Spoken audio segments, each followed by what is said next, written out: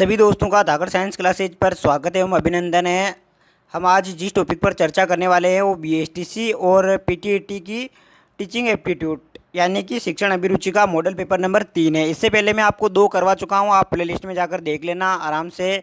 व्याख्या सहित मैंने सोल्व करवा रखा है और कई प्रश्न इसमें ऐसे हैं जो पुरानी बीएसटीसी और पीटीटी की परीक्षा में पूछे गए प्रश्न हैं, वहाँ से मैंने डायरेक्ट सेलेक्ट किए, कॉपी पेस्ट किए, ये मान के चलो आप। तो आपको अंदाजा भी लग जाएगा कि कैसे प्रश्न हमारे आते हैं और कैसे उनका उत्तर देना है। तो चलिए स्टार्ट करता हूँ। पहला प्रश्न स्क्रीन पर लेकर आता हूँ। तो पहला प्रश्न देखो स्क्रीन पर आता है। पहला प्रश्न ये आ गया स्क्रीन पर, इसका उत्तर देना है सभी जने को। देखो प्रश्न आपसे कुछ इस प्रकार पूछा जाता है कि एक प्रधानाचार्य को होना चाहिए। एक प्रधानाचार्य है मतलब आपके प्रिंसिपल हैं, प्रिंसिपल को कैसा होना चाहिए ये आपको बताना है। तो देखिए पहला ऑप्शन जो पूछ रहा है इसमें ये पूछ रहा है कि छात्रों के लिए प्रेरणादायक। प्रेरणादायक का मतलब होता है छात्रों के, जैसे कि आपके प्रिंसिपल साहब आपको स्कूल में सुबह रोज़ मॉर्निंग में जैसे ही प्रार्थना समाप्त होती है और उसके बाद में लेक्चर जो देते हैं ना वो कि हमें ऐसे करना चाहिए, ये नहीं करना चाहिए और अच्छे मार्ग पर चलना चाहिए, तो वही प्रेरणादायक। दूसरा ऑप्शन है कि अध्यापकों के लिए समानता का भाव रखने वाला, कुशल प्रबंधक और सभी। अध्यापकों के लिए समानता का भाव रखने वाला का मतलब होता है कि कोई अध्यापक मान लो जैसे गणित का है, कोई विज्ञान का है, कोई सामाजिक का है, कोई बेचारा 5वीं तक का पढ़ाने वाला हो, कोई फिर 10वीं तक का हो या कोई 12वीं तक का हो, तो सभी जो अध्यापक है उनके प्रति क्या रखें, समानता का भाव रखें। कुशल प्रबंधक का मतलब होता है कि जो भी हमारे विद्यालय में, जैसे प्रबंधक का मतलब होता है मैनेजमेंट, जैसे कैसे मैंने, जैसे कि मान लो पोषाहार कितना चाहिए, बच्चों को कितना दूध पिलाना है, अभी अन्नपूर्णा रसोई है उसके हिसाब से, या फिर बच्चों को कितना भोजन देना है, कौन सा बच्चा स्कूल नहीं आ रहा है उसके लिए क्या किया जाए। तो ये कुशल प्रबंधन का मतलब ये होता है साथियों। इसका मतलब प्रिंसिपल को तीनों होना चाहिए। तो इसका करेक्ट आंसर क्या हो जाएगा, ऑप्शन नंबर डी इसका करेक्ट आंसर हो जाएगा।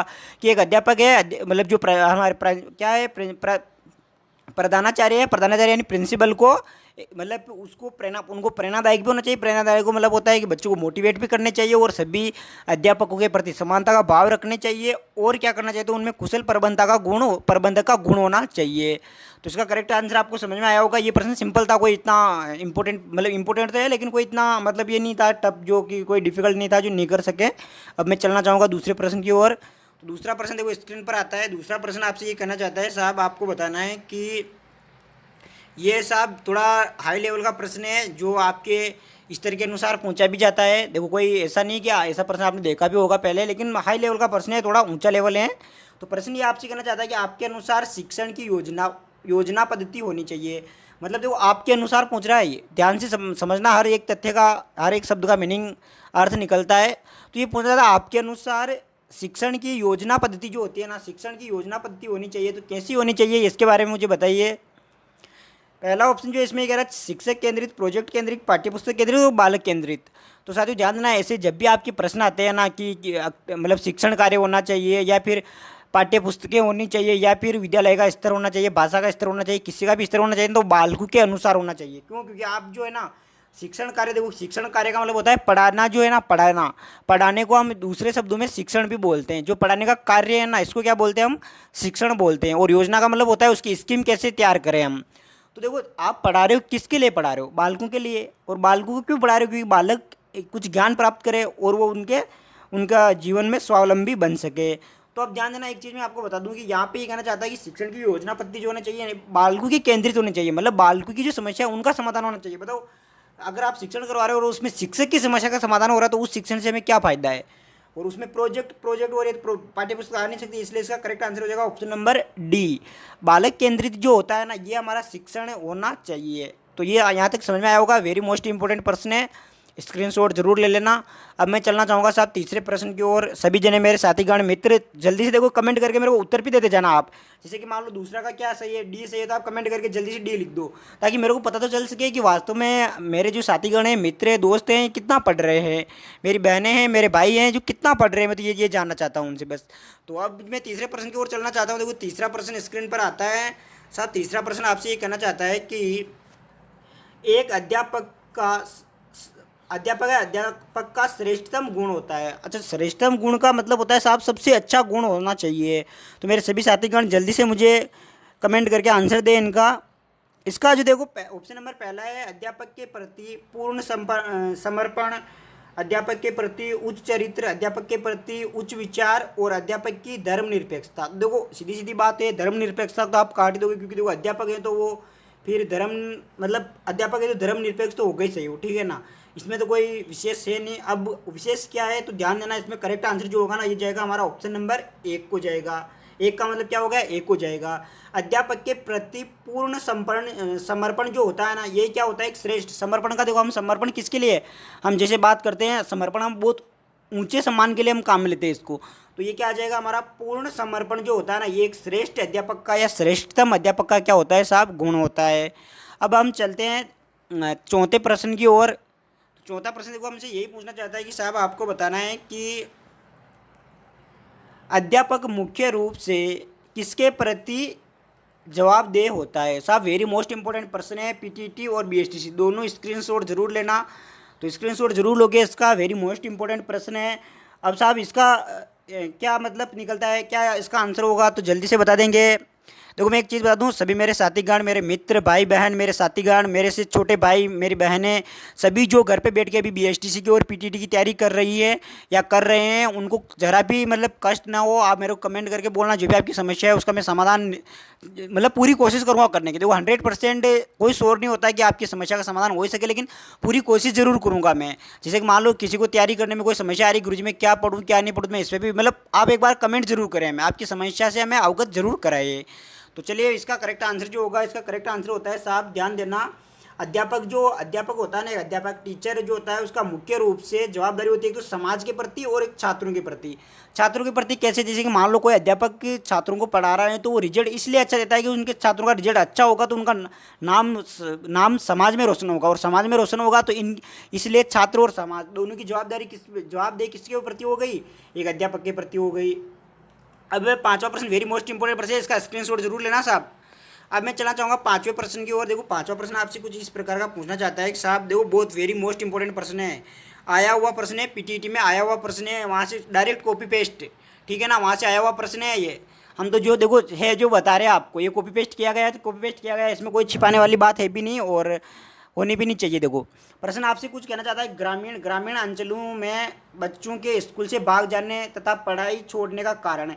साहब ग्रामीण का मतलब होता है जो गांव के बच्चे होते हैं जो कि मुश्किल से ज़्यादा 12वीं कर लेंगे बस, फिर उनका काम धंधा स्टार्ट, क्या काम धंधा कि कहीं पे मजदूरी करने लग जाएंगे, किसी दुकान पे रहने लग जाएंगे या फिर खेती करने लग जाएंगे, जो भी उनकी देखो ये है समस्या। तो इसका कारण क्या होता है, देखो साहब ध्यान देना, वेरी मोस्ट इंपॉर्टेंट प्रश्न है, आया हुआ प्रश्न है, आया हुआ ध्यान से समझना सब जने, और रिपीट हुआ प्रश्न है। आया हुआ तो चलो ठीक है आया हुआ है, लेकिन एक दो बार रिपीट हुआ प्रश्न है ये, एक बार शायद बीएसटीसी में पूछा गया और पीटी में तो पक्का है आया हुआ प्रश्न है। तो साहब ये मेरे को बताओ, देखो पहला तो स्कूल का नीरस वातावरण, बालकों की छात्रों की बाल श्रम बनने को लालसा, मतलब कि छात्र जो होते हैं बाल श्रम बन जाते हैं, बाल श्रम का मतलब होता है साथियों ध्यान देना वो कम उम्र में काम करने लग जाते हैं, और छात्रों को अध्यापक से डर। अच्छा तो आप सोच रहे होंगे गुरुजी बात तो सही है, और इसमें तो सारे ऑप्शन मेरे को सही लग रहे हैं और ऑप्शन नंबर डी इसका करेक्ट आंसर हो जाएगा। लेकिन साथियों ध्यान देना, अगर जो भी डी लगाएगा ना उसको नंबर कितना मिलेगा, 1 नंबर मिलेगा। कितना मिलेगा, 1, 0, 2, 3। तो इसका करेक्ट आंसर क्या हो जाएगा, इसका करेक्ट आंसर हो जाएगा हमारा कौन सा, ऑप्शन नंबर ए। ये जो है ना पीटीटी में आया हुआ प्रश्न है, तो इसका सभी जने स्क्रीनशॉट ले लेंगे और सेव कर लेंगे। आया हुआ प्रश्न मैं आपको लेकर आया हूँ और इसका करेक्ट आंसर यही माना गया है, ठीक है। तो अब मैं चलना चाहूँगा छठे प्रश्न की ओर। देखो छठा प्रश्न स्क्रीन पर क्या कहना चाहता है साहब, आपको ध्यान दे सभी जने। ये आपसे ये पूछना चाहता है कि अध्यापक है, एक अध्यापक की कार्य क्षमता को बढ़ाया जा सकता है। कार्य क्षमता का मतलब होता है साहब, जैसे कि मान लो कोई एक अध्यापक है, उसको 6 पीरियड क्या कर रहे हैं, क्लास सौंप रखे हैं उसको कि तेरे को 6 क्लास पढ़ाने हैं। अब अध्यापक साहब क्या करते हैं, अध्यापक साहब उनको लगता है कि पहला पीरियड पढ़ा दिया, दूसरा पीरियड में अब हम रेस्ट करेंगे। अब रेस्ट करेंगे साहब तो अगली क्लास तो उनकी खाली रहेगी रहेगी कि नहीं रहेगी, बताओ आप खुद। तो ऐसे में अध्यापक की कार्य क्षमता को बढ़ाना बहुत ज़रूरी होता है, और ज़रूरी होने के लिए क्या करना चाहिए हमें, तो ऐसे में ध्यान देना, हम अध्यापक को क्या करना चाहिए, उनकी प्रशंसा करनी चाहिए, उनको मतलब उनको उनकी बढ़ाई करनी चाहिए, एक तरह से ये कह सकते हो आप, उनको अच्छा बोलना चाहिए कि आप बहुत अच्छे हो, आप बहुत अच्छा पढ़ा सकते हो, तो उनका आत्मबल जैसे मनोबल बढ़ेगा। अभी आप क्या कि मतलब मेरे को कभी कभी लगता भी है बहुत से लोग स्वार्थी भी होते हैं, तो आप मतलब कुछ लोग जो होते हैं ना इतने स्वार्थी होते हैं कि उनका काम निकाला और दूसरा जाए बोले बाहर में। तो देखो ऐसा नहीं होना चाहिए, हमें हमारे मानव जो है ना, मानव हम यंत्रवत नहीं बनने चाहिए, हमें देखो एक दूसरे की भावना को समझना चाहिए और उसके अनुरूप काम करना चाहिए। साहब इसका करेक्ट आंसर जो आ जाएगा ना, अध्यापक है, अध्यापक की कार्य क्षमता को बढ़ाया जा सकता है, अध्यापक के कार्यों की सराहना सराहना करके, सराहना का मतलब जो अध्यापक कार्य कर रहा है, मान लो वो एक पीरियड पढ़ा रहा है तो उसको ये बोलो कि नहीं यार सर आप बहुत अच्छा पढ़ाते हो और आप दूसरा पीरियड भी पढ़ा सकते हो, मतलब आपका बच्चा वेट कर रहे हैं तो उनको लगेगा यार मैं कुछ तो हूँ जो बच्चे मेरा वेट कर रहे हैं, तो वो निश्चित तौर पर दौड़ के क्लास में जाएगा। अब मैं चलना चाहूँगा किस प्रश्न की ओर, 7वें प्रश्न की ओर। वेरी मोस्ट इंपॉर्टेंट प्रश्न था, सेव जरूर करें अपने पास, स्क्रीनशॉट ले। प्रश्न साहब आपसे ये पूछना चाहता है कि शिक्षा शक्ति, एक तो ये शिक्षा शक्ति और सत्ता का स्रोत है। शिक्षा की देखो, शिक्षा शक्ति और सत्ता जो होती है ना, सत्ता का मतलब क्या होता है पता है आपको, जो हमारी सरकार होती है ना, इस सत्ता से चलती है। तो ये सरकारें जो है ना, यही हमारी क्या है, सत्ता है। तो शिक्षा शक्ति और सत्ता का स्रोत है। तो महिलाओं के लिए, पिछड़े बालकों के लिए और ध्यान रखना बालकों के लिए ए और बी दोनों बहुत भयंकर प्रश्न है, ये कह सकते हो आप। क्यों? क्योंकि ऑप्शन इसके इतने खतरनाक तैयार किए गए हैं कि आप सोच भी नहीं सकते हो। देखो, तो इसका करेक्ट आंसर तो मैं बता दूं आपको पहले, इसका करेक्ट आंसर जो होगा, जो भी मेरे भाई बहन, मेरे बहनें, मेरे मित्र, मेरे भाई जो इनका डी आंसर करेक्ट कर रहे हैं, वो इनका करेक्ट आंसर सही हो जाएगा आपका। क्यों होगा देखो मैं बता दूं, शिक्षा की एक तो बात करा, शिक्षा शक्ति एक सत्ता के स्रोत है। तो ध्यान रखना महिलाओं के लिए होते हैं और पिछड़े बालकों के लिए होते हैं, इनके लिए तो ऑफिशियल होते ही हैं, तो इनको तो कोई बताने की जरूरत नहीं है, इन दोनों के लिए होते हैं। अब मैं चलना चाहूंगा किस प्रश्न की ओर, तो 8वें प्रश्न की ओर चलना चाहूंगा। प्रश्न आपके सामने स्क्रीन पर आपको सबको दिखाई दे रहा होगा, देखो बहुत अच्छा प्रश्न लिया है ये। तो इसका उत्तर दे सभी जने कमेंट करके। तो प्रश्न आपसे ये पूछना चाहता है कि भारत में, ध्यान रखना साथियों बहुत वेरी मोस्ट इंपोर्टेंट प्रश्न है, एसटीसी से डायरेक्ट कॉपी पेस्ट, ये 14-15 के आसपास के पेपर से ले रहा हूँ मैं। जो भी मेरे साथीगण मिलान करना चाहता है, एक बार नहीं उनको विश्वास नहीं होता वो, और वो चाहता है तो 12, 13, 14, 15 तक के पेपर देख लेना, ठीक है ना। तो ये प्रश्न ये कहना चाहता है, भारत में शिक्षित बेरोजगारी बेरोजगारी का प्रमुख कारण है। साथियों ये मतलब बहुत वेरी मोस्ट इंपोर्टेंट प्रश्न है, ये आपसे प्रश्न पूछा जाएगा ही। ये प्रश्न आपसे कहना चाहता है कि भारत में शिक्षित बेरोजगारी का प्रमुख कारण है। साहब बेरोजगारी का मतलब क्या होता है? बेरोजगारी का मतलब ये होता है कि हमारी इच्छा के अनुसार हमें काम नहीं मिलता है। इच्छा के अनुसार काम नहीं मिलता है, इसका मतलब क्या हुआ गुरुजी? तो इसका मतलब ये हुआ, देखो कि जैसा कि मान लो कोई पढ़ा लिखा है, जिसने कोई बीए कर रखी है, या फिर उसने मान लो 12वीं पास कर रखी है। तो अब मान लो कोई, जैसे मेरी कोई बहन है, छोटी बहन है, जो उसने 12वीं पास कर ली और अब वो आंगनबाड़ी में लगना चाहती है। अगर वो आंगनबाड़ी में नहीं लग पाती है, उसकी इच्छा क्या है आंगनबाड़ी में लगने की, और नहीं लग पा रही, तो वो क्या है, एक बेरोजगार है। बेरोजगार कैसी बेरोजगार है? वो शिक्षित बेरोजगार है। तो अपनी इच्छा के अनुसार काम न मिलना ही शिक्षित बेरोजगार कहलाता है। तो अब भारत में इसका मुख्य कारण क्या है? तो इसका मुख्य कारण ये है साहब, हमारी जो शिक्षा है ना, मेकाले की शिक्षा पद्धति, समझना इसको। ये मेकाले साहब है, ये मेकाले अंग्रेज अधिकारी थे, इन्होंने एक शिक्षा पद्धति चलाई थी। ये घटिया शिक्षा पद्धति है। कौन सी? घटिया शिक्षा पद्धति। और ये शिक्षा पद्धति क्या बनाती है? तो ये शिक्षा पद्धति है जो ना बेरोजगार बनाती है, और बाबू बनाती है और बेरोजगार बनाती है। तो इसलिए साथियों इसका करेक्ट आंसर होगा उद्देश्यहीन शिक्षा। क्या आ जाएगा इसका? ऑप्शन नंबर सी आ जाएगा, उद्देश्यहीन शिक्षा। कोई उद्देश्य नहीं।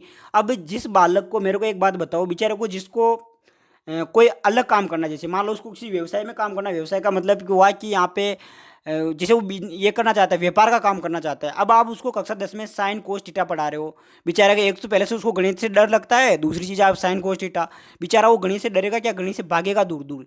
अगर कोई बच्चा है मान लो गणित पढ़ना चाहता है, गणित में उसका इंटरेस्ट हो, और आप उसको पढ़ा रहे हो कि बहुत जैसे कानड़ देव प्रबंध पढ़ा रहे हो, आप पढ़ा रहे हो उसको अलाउद्दीन खिलजी पढ़ा रहे हो उसको, आप उसको ये सुल्तान वगैरह बहुत से जो मुगल शासक है वो पढ़ा रहे हो, क्या काम किए उसके बताओ? तो ये फोकट की चीज़ों की वजह से क्या हो रही है, आज हमारे बेरोजगारों को, जो आज की शिक्षा है वो क्या कर रही है? बस बेरोजगारों को जन्म दे रही है और कुछ भी नहीं कर रही।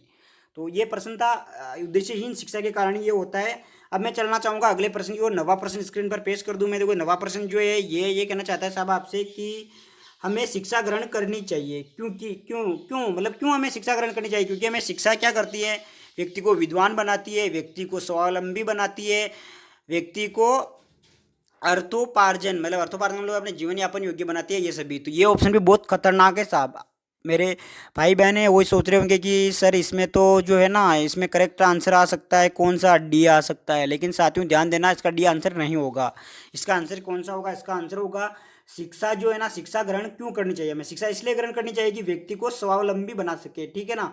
इसलिए ग्रहण नहीं करनी चाहिए शिक्षा की हमें बेरोजगार को जन्म दे सके।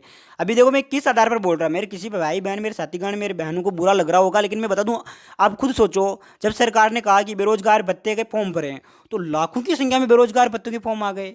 और बेरोजगार भत्ता तो अभी तक किसी के आया, भले आया ही मत हो, लेकिन फॉर्म कितने का आ गए? लाखों की संख्या में फॉर्म आए।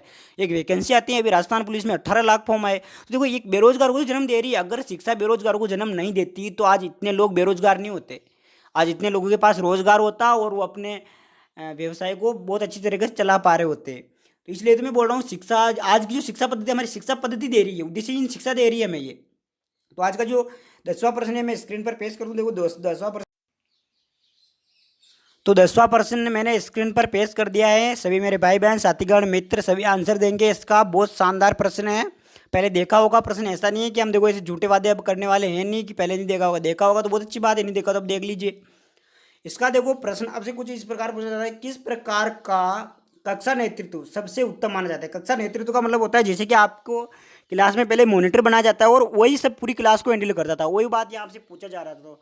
तो ध्यान देना, प्रभुत्ववादी और सभी का मिला जुला रूप, लोकतांत्रिक और प्रयोजनवादी। तो कौन सा इसका करेक्ट आंसर होगा, जल्दी से बता दीजिए मुझे। तो साहब इसका करेक्ट आंसर क्या था ना, कक्षा का नेतृत्व सबसे उत्तम माना जाता है। ध्यान रखना, लोकतांत्रिक। लोकतांत्रिक का मतलब क्या होता है कि सभी जने क्लास में मॉनिटर बना रहे हैं तो वो सब बालकों की सहमति उसमें होना अनिवार्य है। देखो जैसे कि मान लो रामलाल धाकड़ को क्या बनाना है, हमें रामलाल धाकड़ को हमें क्लास का मॉनिटर बनाना है। अगर उसमें श्यामलाल उसका विरोध कर रहा है तो देखो अच्छी बात नहीं है। वो सब जने क्या करें, उसका समर्थन करके उसको क्लास का मॉनिटर बनाया जाए ना सभी क्लास, तो वो क्या होगी, क्लास का सबसे उत्तम नेतृत्व माना जाएगा। तो साहब ये आप आज के कितने परसेंट थे आपके, आज ये परसेंट थे आपके 10% थे।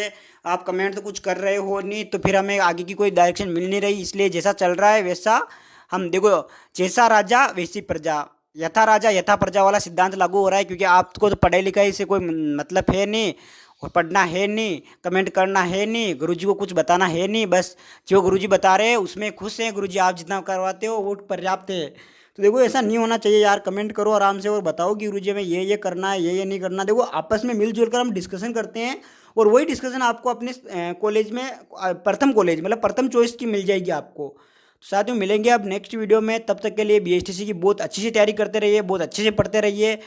धन्यवाद दोस्तों, वंदे मातरम, जय श्री राम।